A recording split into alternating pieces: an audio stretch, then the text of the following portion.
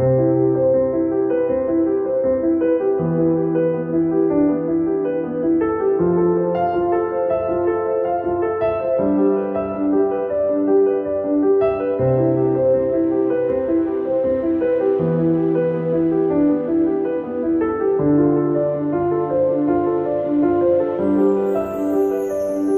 marriage po is God's idea. Sabihin nga po natin, God's idea.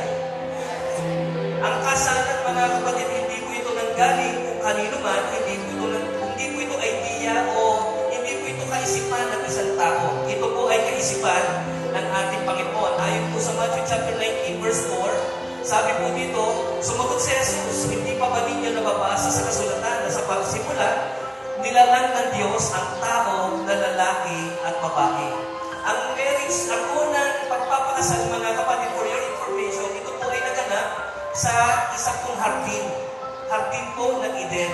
Doon po kinasal ng ating Panginoong Diyos ang lalaki at babae, ang unang lalaki at babae na si Eva at si Adan. So, ibig sabihin, mga kapatid, kung ang idea ng pagpapakasal ay mula po sa Diyos, ang Panginoon din po ay nagbigay ng rules and regulation patungkol po sa pagpapakasal.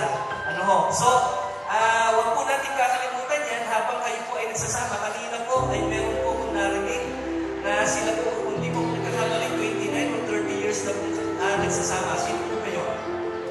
Narinig po po. Parang nagkamali lang akong ng pagdinig. Sila po ay napakatagal na po na nagsasama. Napakaganda, mga kapatid, sapagkat sila po ay nag-desisyon na magpakasal. Sapagkat ito po ay kalooban ng ating Panginoon. So, kung minsan, para lang kung sa marami po, mga kapatid, ang pagpapakasal, ang pananaw po nila ay legalism o pagiging isang legal. Pero sa Biblia, mga kapatid, ang pagpapakasal, ito po ay kalooban ng Diyos. Ano ho? Kung titignan po natin, pinapahalagahan po ng ating Panginoon ang kasal. Kung babasahin po natin ang Biblia, ang unang miracle ng ating Panginoong Jesucristo ay hindi po doon sa streets. Hindi po doon sa sinagoga o sa church. Ang unang miracle na ginanap ng ating Panginoon ay doon po sa kasalan sa Kana. Sa Kanaan. Ano ho? So, ibig sabihin, napaka-importante, mga kapatid, sa pananaw at paningin ng ating Panginoon ang pagpapakasal. So, marriage comes from God. Ito po ay idea ng ating Panginoon. Tinatanggap mo ba ang babaeng nasa harapan mo na yung magiging asawa at anak mo iibigin, mamahalin, aalagaan at magiging tapat sa kanya habang kayo po ay nabubuhay? Ako si pakipagkitin yung mga pangalan ay tinatanggap ka. Pakipagkit ang pangalan ng pinapakasalan. Ako mo sa Diyos, sa Panginoon ng Inan, at sa mga saksing naririto, ikaw, at mga pusong paglilingkuran ng may kalakasan.